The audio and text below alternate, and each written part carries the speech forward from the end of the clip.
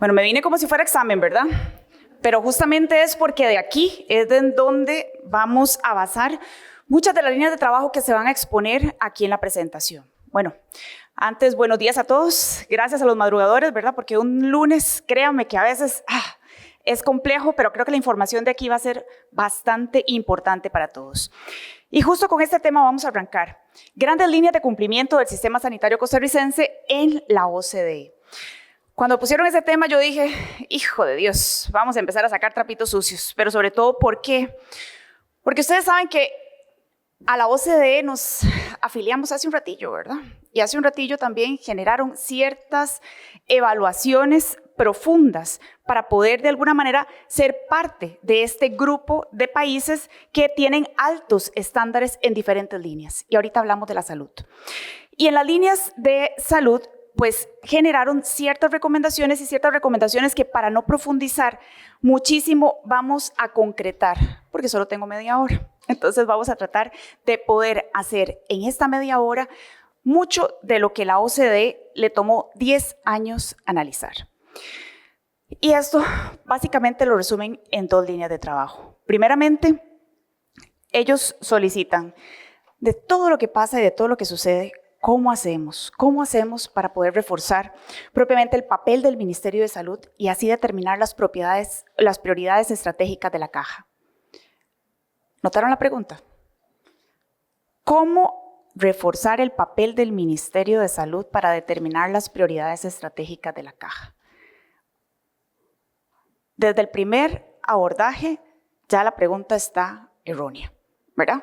Pero si ustedes se dan cuenta y léanlo, aquí tengo el reporte por si lo quieren ver. Eso es lo que solicita en primera línea. ¿Por qué? Porque nos hemos vendido como un sistema de salud en donde la caja realmente es la que plasma lo que es la percepción de salud y política pública en salud en este país. Y de ahí lo que haga en positivo o en negativo va a afectar a toda la población, perdiendo de una vez la perspectiva que el Ministerio de Salud trasciende a la Caja Costarricense de Seguro Social. Pero obviamente al ser el ente rector, debe modelar mucho de lo que son estas gestiones. Y después, ¿cómo garantizar la sostenibilidad del esquema existente con la percepción que tiene la población sobre el servicio de la Caja?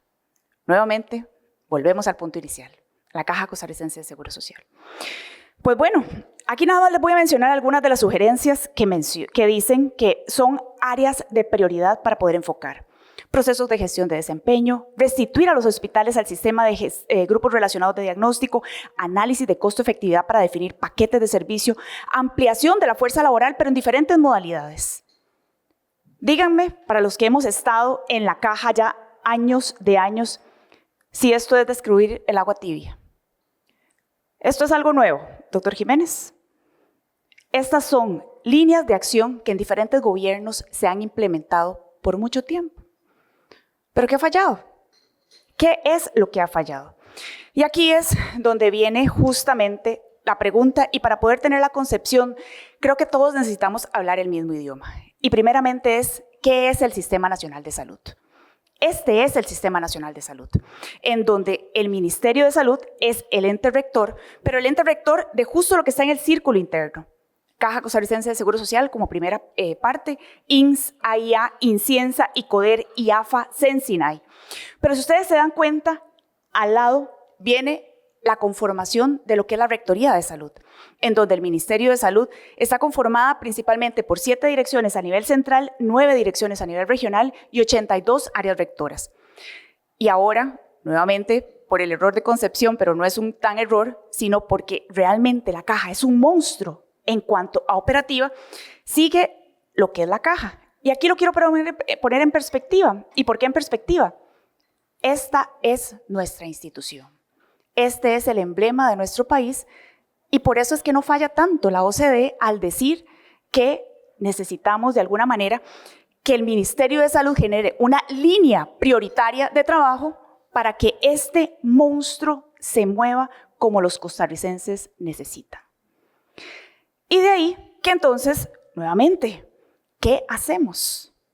¿Qué hacemos? Si ya les mencioné que muchas de las propuestas que habían generado anteriormente no son descubrir el agua tibia. No son cosas que de alguna forma algún geniecillo, ¿verdad?, dijo y que aquí nunca se habían inventado. No. Aquí el problema principalmente se basa en cómo hacer que los 3 tópicos principales que ellos solicitan y plasman en el reforzar la gobernanza del país, la eficiencia y sostenibilidad financiera y la accesibilidad y calidad mejorada en la prestación de servicios de salud, haga esto. Elaboren políticas sostenibles. Ese es el principal problema de Costa Rica en general en todas las variables.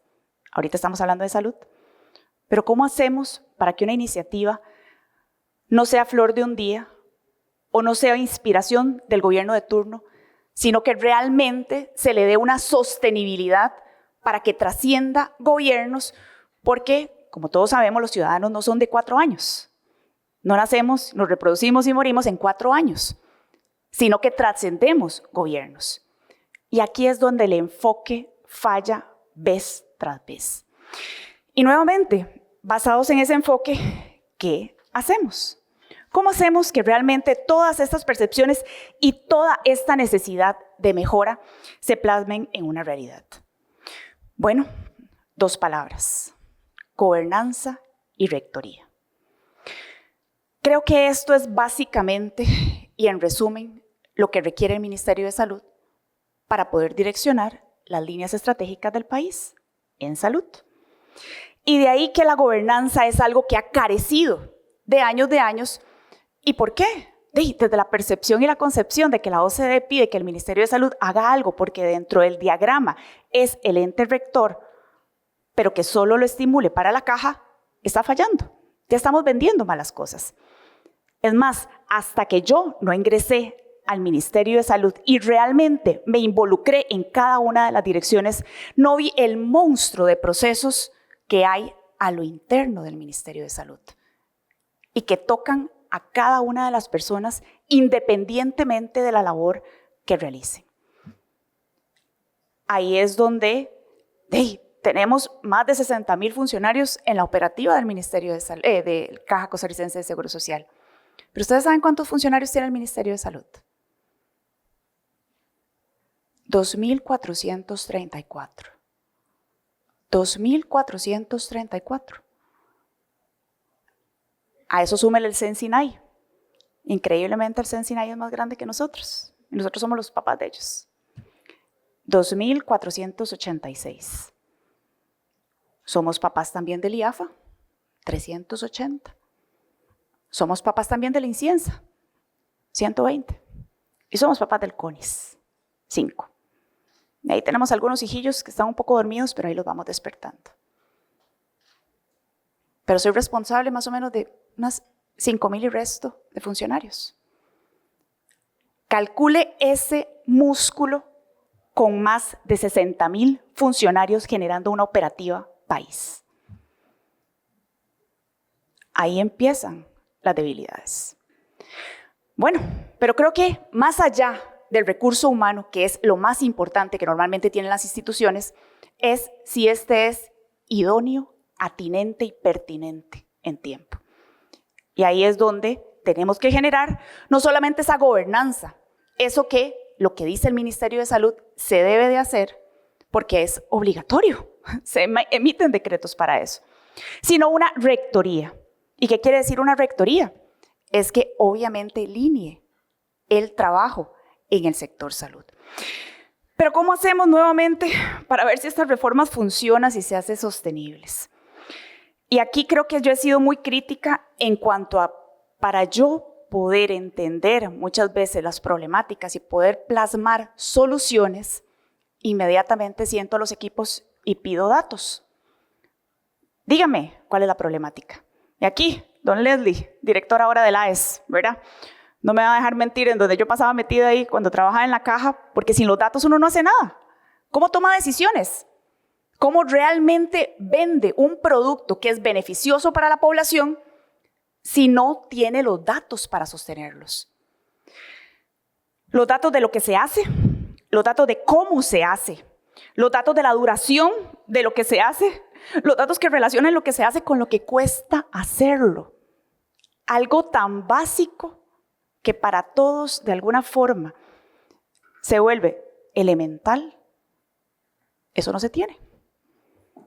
Y creo que al valorar desde antes estas grandes debilidades, obviamente se volvió una línea estratégica. Y sí, ya no son datos caja. Los datos caja obviamente son importantes porque como ahí lo vieron, o sea, tenemos más del 90% de cobertura y un 94% de cobertura de la población de este país para los servicios de la Caja Costarricense de Seguro Social. Cobertura. Cobertura es muy diferente a cuántos habitantes van a atenderse a la Caja Costarricense de Seguro Social, ¿verdad? Cobertura es hasta dónde llegan los servicios, pero ¿cuántos habitantes tienen todo para poderse atender? Y todo para poderse atender, ¿qué es, señores empleadores del sector privado? Que puedan tener laboral o alguna condición dentro de ellos que les permita acceder a los servicios. Y ya no recuerdo muy bien cuánto es la estadística, pero por ahí, ronda por ahí de un 50%. Un 50%. 50% de la población. Cada vez, bueno, son más por determinadas, digamos, beneficios que se les pueden brindar para que puedan asegurarse, pero eso no es el 100% de la población. ¿Y qué está pasando con los datos del restante de la población? ¿En dónde están, señores de la Cámara de la Salud? En el sector privado, probablemente, o en el sector mixto de aseguramiento. ¿Y esos datos en dónde están? Entonces, hablar solamente de la caja es tener una visión bastante limitada del panorama de lo que cubre el Ministerio de Salud, que es la población de Costa Rica.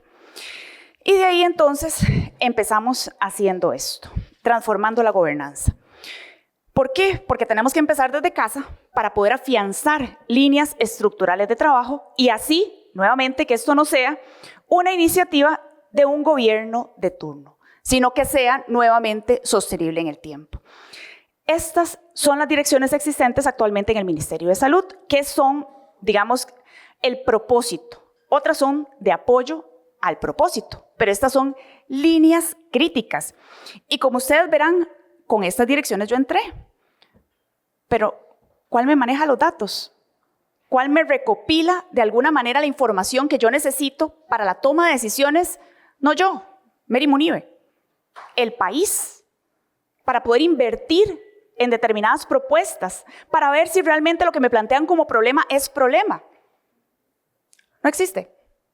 No existe en dónde yo posicionar esta arquitectura dentro de esta gobernanza. Y de ahí entonces, que lo bonito de llegar ya un poquitito avanzado en el gobierno, es que ya puedo hablar no de lo que pretendemos y visualizamos como un propósito a largo plazo, sino de las acciones que ya hemos realizado en esta línea de trabajo. Y la primera es este librito, que por eso lo traje y que me encanta. Bueno, esos son los anexos técnicos, pero es la Política Nacional de Salud. Y que espero todos en el sector salud ya empiecen a sabérsela como el Padre Nuestro, porque así como a uno como estudiante lo obligaban a saber los indicadores y a saber cuáles son las líneas estratégicas de trabajo que tenía el ente rector de salud, y si usted, bueno, quería conformar parte del servicio de salud de este país, pues tenía que saberlo, porque esto es lo que nos va a alinear, no por el gobierno de turno, no señores, aquí empezamos a hacer transformación. Por 10 años, porque los cambios estructurales y transformacionales no duran 1 año, no duran 2 años, no duran 4 años, duran mucho más tiempo. Y de ahí que empezamos en esta línea de trabajo, la Política Nacional de Salud. Y si se dan cuenta, revisen políticas viejas, hay muchos esbozos de lo que se pretendía hacer como visualización justamente para abarcar esto que menciona la OCDE. Y aquí nada más le menciono los ejes de trabajo, pero vamos a ingresar en el primero y en el cuarto, que son justamente los ejes transformacionales que quiere de alguna manera esta su servidora y un equipo de trabajo comprometido dejar para poder ser bases estructurales y realmente generar mejoras en el sistema nacional. Calidad, acceso y cobertura. ¿Qué es eso? siempre me preguntan, ¿verdad? Y ahí tengo varias entrevistas en donde me dicen, usted vio la auditoría, la última de la caja, en donde dice que las listas de espera, ta. Y yo, ajá, ¿qué puedo hacer con respecto a esto, verdad? Recordemos que la caja tiene una instancia de protección constitucional. Es una autonomía máxima la que tiene la Caja Costarricense de Seguro Social. Y aquí yo no me puedo meter en las cosas que hace la Caja Costarricense de Seguro Social, pero sí las líneas que tiene que seguir el país con respecto al abordaje de diferentes patologías. ¿Vieron la diferencia? Y es justamente parte de las observaciones que emite la OCDE, que hay que generar líneas de trabajo de acuerdo y manteniendo la legalidad. Y más ahora que está de moda los recursos de inconstitucionalidad. Entonces hay que saber cómo presentar las cosas para poder linear no lo que hace una institución, que es muy importante, sino cómo se abordan las diferentes líneas de trabajo. Y ahí es donde, llegamos a este apartado. Como les mencioné, hacer cosas estructurales pues tarda su tiempillo, no es de la noche a la mañana. Y aquí nos encontramos varias debilidades en donde hay que crear. Entonces ahí es donde nuevamente este ítem de lo que es el acceso, cobertura, pero sobre todo con estándares de calidad, nos va a permitir regular de alguna forma, no a la caja, a todos los prestadores de servicios de salud, diferentes acciones. Y aquí vamos a mencionar algunas. Por ejemplo, el Plan Nacional de Calidad. El Plan Nacional de Calidad, que próximamente ya lo estaremos lanzando, pero es que ha sido tanto los productos y tan poco tiempo que ha costado un poco llevarlo, pero ya lo tenemos listo y finalizado, en donde se asegura la calidad en los servicios de salud con la mejora continua en la atención directa de las personas con el fin de tener un impacto positivo en el perfil salud-enfermedad. Un impacto positivo. Y aquí, ¿qué es la gran gracia? Dice, pero siempre han tratado de meter indicadores de calidad, de cómo hacer bien las cosas. Vayan valorando cuáles son los indicadores que realmente estamos ingresando. Y ahorita les voy a dar unos ejemplos para que vean en la parte operativa cómo esto se hace efectivo. Plazos promedio de espera quirúrgica, tasa de caída de personas usuarias en hospitalización, tasa de neumonías asociadas con ventilación mecánica asistida o porcentaje de servicios de salud habilitados con estándares de seguridad. Esos indicadores se habían recogido antes. Vamos a empezar a recoger data para poder saber si no solamente desde la prestación, el éxito que nos dicen en el abordaje de las diferentes patologías, sino también lo que es la seguridad del paciente y su entorno dentro de los sistemas hospitalarios se presta adecuadamente. Y de ahí que es un conjunto de datos que tenemos que empezar a recopilar y empezar a adecuar a toda la población para que vaya alimentándolos. Siguiente, Plan Nacional de Recurso Humano en Salud. Esto creo que es un reto no solamente nacional. Si ustedes han leído un poquillo, a nivel de todos los países, sobre todo europeos, hay una gran deficiencia en lo que son profesionales en el sector salud. Como que ya a nadie le está gustando estudiar. Y estudiar tantos años con tanto esfuerzo, diferentes líneas, como es enfermería, medicina, entre otras ramas del sector salud. Y entonces estamos con grandes problemas. Entonces, esto no solamente es un gran reto de abordaje país, sino mundial. Y por eso la captura de talento se ha vuelto el día a día de muchas empresas. De ahí que asegurar la disponibilidad del personal suficiente en el ámbito nacional y con las competencias adecuadas para la prestación de salud oportuna y la calidad de la atención también tiene que ser una línea estratégica del Ministerio de Salud. Porque si no, ¿cómo vamos a saber cuánto personal formamos? ¿Cómo lo vamos a gestionar? Pero sobre todo, ¿cómo lo vamos a regular? Porque si no, vamos a seguir teniendo fuga de talento. ¿Y quién va a ser el que va a atender? Yo entiendo que la inteligencia artificial va a venir a revolucionar muchas de las líneas de acción, pero realmente la prestación tú a tú y muchas de las condicionantes que tiene el sector salud requieren de la presencialidad. Y ahí que el recurso humano nuevamente sigue siendo un baluarte para la prestación del servicio. Y aquí les voy a meter, creo que sí se logró, Dani, ingresar. Digamos que un avance de lo que viene en octubre y los invito a todos a hacer el control a un año de lo que fue el lanzamiento de la Ruta de Salud Digital. ¿Por qué? Porque nosotros, si no sabemos cuánto recurso humano tiene el país, ¿cómo vamos a poder gestionarlo? Díganme ustedes si saben cuánto personal trabaja en la caja, en el sector privado, en aseguradoras, cuánto de ese perfil está distribuido, cuántos especialistas en el país, no en la caja, en el país. ¿Lo sabemos? No, no lo sabemos. Ni siquiera el Colegio de Médicos. Y les voy a poner un ejemplo. Usted se mete a la página web del Colegio de Médicos y usted pone ahí cuántos médicos de familia hay. Porque usted lo que necesita saber es cuántos están trabajando operativamente, ¿verdad? Y este ejemplo siempre lo pongo porque es sencillito. Y usted ve 154 a nivel país. Y usted dice, ya tengo 154 distribuido de acuerdo a los médicos por razón de población. Perfecto. Pero esos 154 ahí le sale Mary Monique Wenger-Müller. Mary Monique Wenger-Müller en este momento está trabajando como médico de familia. Mary Monique Wenger-Müller se le puede hacer una distribución de población médico de familia para la operativa. Difícilmente, ¿verdad? Y esos datos no los trae. De ahí que tener estos dashboards donde el Sistema Nacional de Recurso Humano en Salud va a empezar a recolectar información para la toma de decisiones es parte del inicio. Ya estamos haciendo una política pública también de recurso humano en salud que estaremos próximos a lanzar, pero justamente va a darnos cuánto porcentaje de personas se encuentran trabajando en los diferentes sistemas, en qué estatus y cuál es el perfil. También nos va a brindar datos acerca de la distribución por habitantes, pero tenemos nuevamente que afinarlos para que eso que yo les menciono, de si este perfil de especialista o enfermeros especialistas en diferentes líneas de trabajo realmente se encuentran trabajando en eso. Y ahí que poco a poco vamos a ir interoperando con diferentes sistemas para poder obtener los datos. Nuevamente, datos. Si no tenemos datos, muy difícilmente vamos a poder tomar decisiones y sobre todo sostenibles en el tiempo. Y ahora la tercera línea eran las normas de habilitación. Y aquí voy desde lo que es la visión hasta lo que es la operativa. Porque ustedes dicen, muy bonito, y sí, ¿cómo vamos a hacer que todo esto que se pretende se llegue hasta lo que es lo importante, la población, cada una de las personas? Pues mediante las normas de habilitación.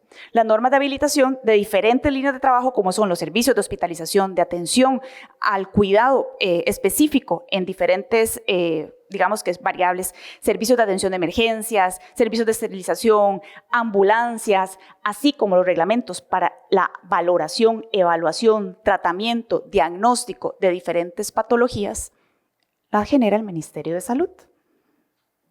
Pero ya vienen con algunos cambiecitos.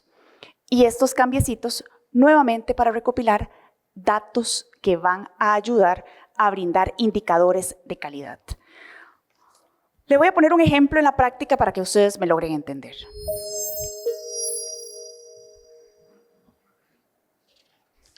El año pasado, el Ministerio de Salud actualizó la Norma Nacional para la Prevención y el Manejo del Cáncer Cérvico-Uterino en Costa Rica. Dicha actualización trae consigo una prueba de mayor rendimiento para detectar el cáncer de cérvix. Esta actualización incluye tiempos para atención oportuna. Por ejemplo, toda mujer que requiera referencia a colposcopía debe ser contactada en un máximo de 15 días, una vez emitido el resultado del tamizaje. En el caso de una citología con resultado de cáncer o con una alta sospecha clínica por examen físico, debe referirse en un máximo de 7 días. Además, previo a realizar los procedimientos de colposcopía y toma de biopsia, la persona debe recibir una explicación detallada del procedimiento y sus posibles efectos secundarios. Asimismo, debe de hacerse constar en el expediente clínico su consentimiento para la realización de los procedimientos. Nuestro compromiso es con la salud de la población.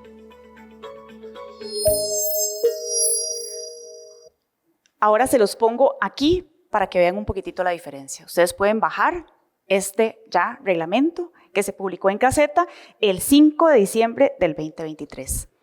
¿Notan algo diferente entre estos indicadores? Les llama algo la atención. Creo que para nadie es un secreto lo que es la judicialización de muchas veces los tiempos de espera de las diferentes patologías. Y que para uno como prestador de servicios de salud, médico y médico especialista, cuando uno da una recomendación y que llega un juez y le dice, no, métalo, porque alguien puso un recurso de amparo, uno dice, hijo de puchica, pero ¿bajo qué criterios? Si este está más crítico, si esta persona de alguna forma ya sé, porque tengo el conocimiento médico, que realmente tiene que ir prioritariamente. Pero el juez no, el juez lo que ve es la necesidad de cumplir un derecho a la salud. Son visiones muy diferentes. ¿Pero por qué? Porque no hemos trabajado en esta línea. Y aquí, señor gerente médico, tenemos tiempo todavía para poder generar las líneas de acción para el cumplimiento, pero son muchas las que se tienen que ir alcanzando justamente para poder ir arrojando estos datos.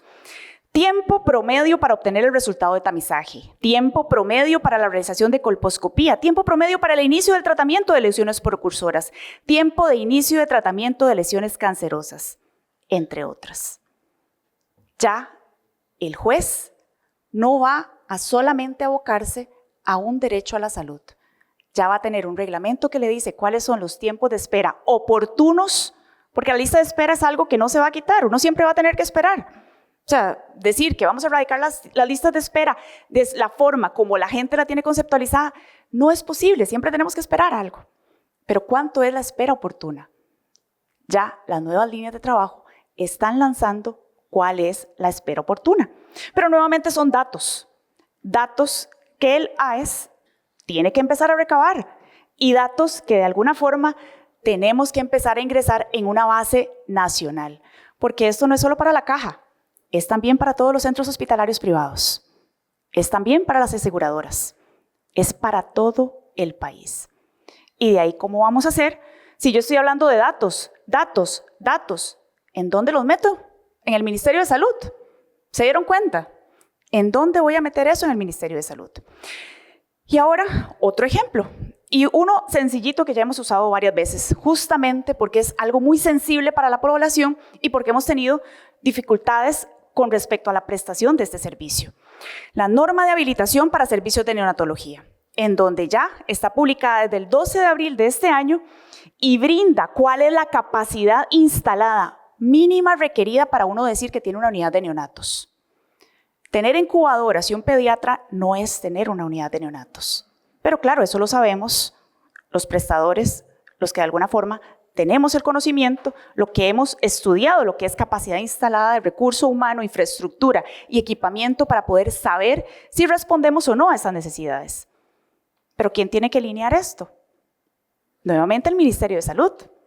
Y de ahí que ya empezó con estas normas de habilitación, en donde nuevamente va a tenerse un mínimo conjunto de requerimientos para usted poder decir está habilitado para poder responder a esta necesidad.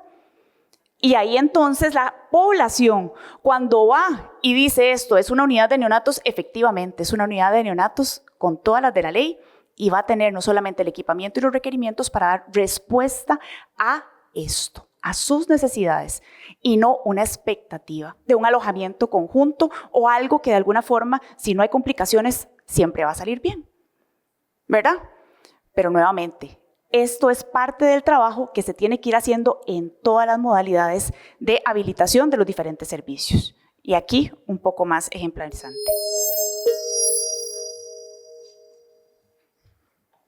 Con el objetivo de proteger al recién nacido, nos complace informarles que el Ministerio de Salud ha establecido la norma para la habilitación de servicios de neonatología. Esta norma detalla las condiciones y requisitos que deben cumplir los centros de atención, ya sean públicos, privados o mixtos.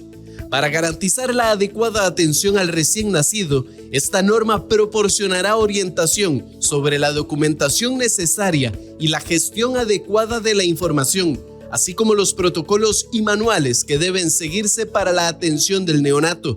Además, se establece que debe haber personal disponible las 24 horas del día en todas las áreas de atención, incluyendo cuidados generales, intermedios e intensivos, así como en las áreas de aislamiento. Para garantizar un servicio de calidad, todo el personal encargado de la atención directa de los recién nacidos debe contar con cursos actualizados de reanimación neonatal y transporte neonatal, así como participar en un programa educativo anual de actualización teórico-práctico.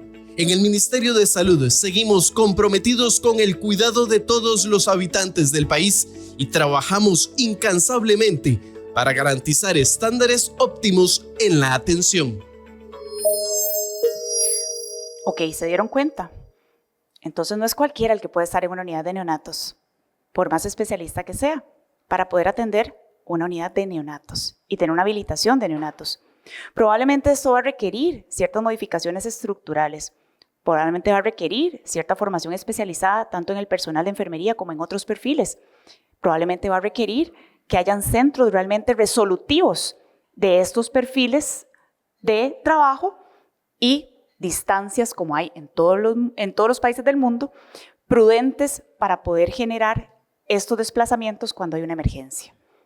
No todos los hospitales pueden tener centros de alta resolutividad. No es costo efectivo y no es una práctica recomendada mundialmente. De ahí que todos los 3 sectores, público, privado y mixto, tienen que empezar a adecuarse y ya en abril están listas. Estas, por lo menos esta, y ahí vamos, poco a poco con todo esto. Pero bueno, como les dije, estamos generando datos. ¿Y a dónde los almacenamos en el Ministerio de Salud? ¿En dónde? Si ustedes vieron cuáles son las direcciones que tenemos. Pues bueno, justamente el cuarto eje, y este sí es un eje novedoso, un eje el cual realmente tenemos que cimentarlo porque es la base estructural de esta gobernanza que está liderada a nivel país, ya ahora sí, por el MISID, pero que obviamente en lo que son datos en el sector salud, la colidera el Ministerio de Salud. Y de ahí que, bueno, ya empezamos esto. Innovación, salud digital y todo lo que van a ser tecnologías sanitarias. Poco a poco vamos a ir redireccionando, pero bueno, hay varias líneas de trabajo. Primero, tener una gobernanza en salud digital, infraestructura tecnológica, interoperabilidad y estándares para podernos comunicar entre todos.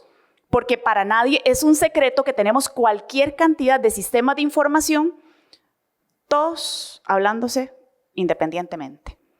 Ninguno interoperando y de alguna manera, ninguno de alguna forma arrojando los datos a un centro común para que el Ministerio de Salud, independientemente de quién esté ahí, no esté haciendo peticiones como si fuera un santo a diferentes entidades, recopilándolas todas en una hoja de Excel y haciendo una suma para ver cuánto es el total. Porque así se manejan las cosas, ¿verdad? Eso no puede seguir así. Si pretendemos alcanzar las líneas que nos pone la OCDE, pues tenemos que empezar a generar la arquitectura para empezar a recopilar las cosas bien. Y de ahí que esto requiere otro tipo de direccionamiento.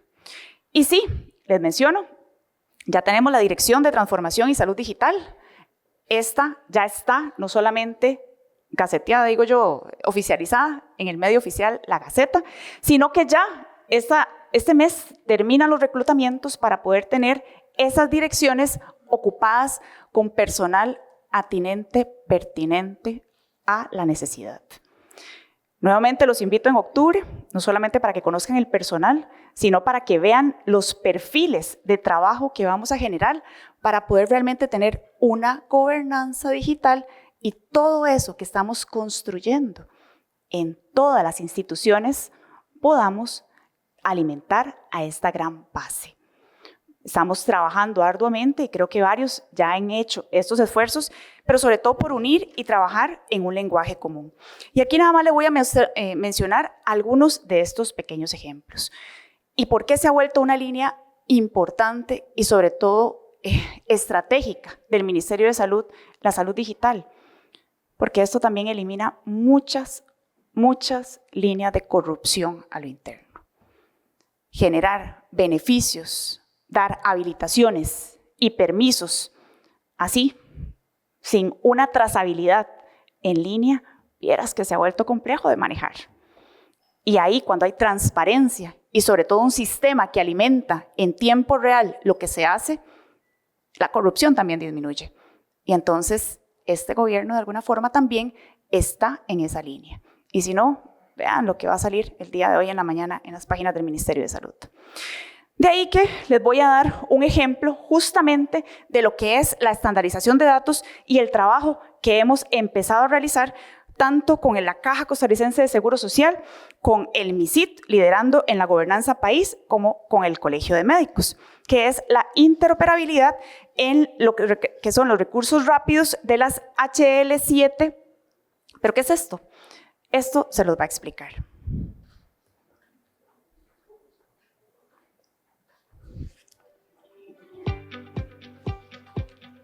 El estándar HL7 FHIR significa comunicación rápida en salud y garantiza un lenguaje común entre los sistemas.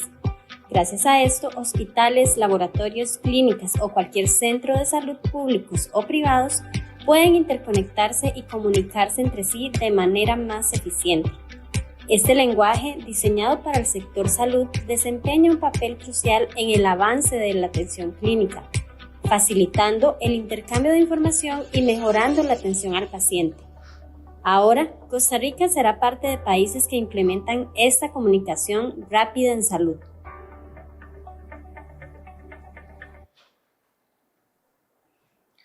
Bueno, esto fue lanzado hace unos meses atrás. Aquí está el QR en donde ustedes lo pueden sacar, pero ya saben que han venido trabajando en diferentes líneas de trabajo, justo con laboratorios, ahora con el EDUS, y vamos a ir lanzando poco a poco todos esos grandes productos. Como lo mencioné hace poco en una conferencia de prensa, donde ya se socializó la interoperabilidad entre INS y el EDUS, créanme que este es un gran paso en la ruta súper correcta. ¿Por qué? Porque, como bien los menciona, y me he sentado muchas veces a conversar con los compañeros caja, el EDUS tiene que salir de la caja. Y ahí todo el mundo me malinterpretó, ¿verdad? ¿Cómo salir de la caja? No, es salir de la caja para que llegue a toda la población. Y no es que la población no lo tenga, es que la población no solo es usuaria de la Caja Costarricense de Seguro Social. Y es que los datos en salud no solamente provienen de la Caja Costarricense de Seguro Social. Hay otro tipo de prestaciones que se requieren y son fundamentales para poder aportar a ese expediente. ¿Por qué? Porque los datos son míos, son de mi propiedad, me pertenecen a mí y a todas las personas usuarias. Son suyos, y usted tiene el derecho a tener un solo expediente digital en salud. Y que si usted quiere de alguna forma darle esos datos a una entidad prestadora, perfectamente pueda tener acceso a ello y no empezar desde cero. Y ahí es donde, nuevamente, un gran paso en la ruta correcta, y muchísimas gracias a los compañeros porque todavía hay mucho trabajo por delante, pero sabemos que lo vamos a seguir haciendo. Ahora, el recordatorio. Y ya para finalizar, la elaboración de políticas sostenibles resulta ser un gran reto en el sistema de salud costarricense.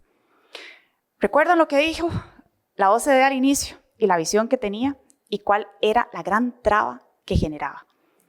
No sé si ustedes fueron entendiendo la línea de acción o por lo menos la línea de pensamiento que tuve al asumir esta delegación del Ministerio de Salud. Número 1, esto no es algo de iniciativa de un gobierno, esto es algo que tiene que quedarse, impregnarse y trascender, porque una política pública no es de 1 año ni de 2 años. Y nuevamente, entonces, empezamos así como cuando uno construye una casa. ¿Cuáles son los planos? Aquí están los planos. Léanla y vean que todo lo que dice ahí y más está ahí. Y poco a poco se irá lanzando. Estamos generando los cimientos. 2, como dicen, la fe sin obras está muerta. ¿Qué hacemos con tener todo esto escrito acá si no tenemos la arquitectura o la infraestructura para poderlo sostener con recurso humano y procesos? Bueno, ya hay una dirección de transformación y salud digital en el Ministerio de Salud. Y vienen nuevas transformaciones a lo interno justamente para generar una gobernanza adecuada a lo interno, para que cuando llegue cualquier ministro de salud o ministra de salud pueda realmente gestionar ese gran monstruo de procesos que es el ministerio y pueda ordenadamente saber qué es lo que se genera en cada una de las direcciones que son tan importantes para este país. Y 3, ya con una gobernanza digital país, no del Ministerio de Salud, no de la Caja Costarricense de Seguro Social, MISIT, gobernanza país, ya vamos a tener un sustento digital, una herramienta macro en donde se van a sumar y hacer, digamos, el proceso de interoperabilidad para todas las instituciones. Y de ahí el Ministerio de Salud va a ser el administrador macro, por decirlo así, de todo esto en la línea de salud. Entonces no va a depender ni siquiera propiamente del ministro de turno o de alguna forma, si quiere o no darnos las cosas, la Caja Costarricense, el INSS o la empresa privada. No, es que es obligación. Es que para eso están en los reglamentos y para eso hay que cumplir la ley. No hay que rogar como un santo por datos. No, señor. Son necesarios para la toma de decisiones y de alguna forma se tienen que alimentar porque es obligatorio. Por eso estamos trabajando tan arduamente, no solamente con ProHub, sino con todos los entes adecuados regulatorios para que esto de alguna forma sea realidad, como ya ustedes han venido viendo. Entonces, hacerlo sostenible, yo creo que pasa por generar los cimientos. Ya los cimientos se están haciendo. Obviamente, como ustedes han visto, esto no es asunto de un ratito, pero creo que son cimientos fuertes y sólidos para empezar una construcción que realmente le brinde a los ciudadanos de este país la política pública de salud que se merece. Muchísimas gracias por su tiempo y espero haber sido lo suficientemente clara para este tema. Pasen un buen día.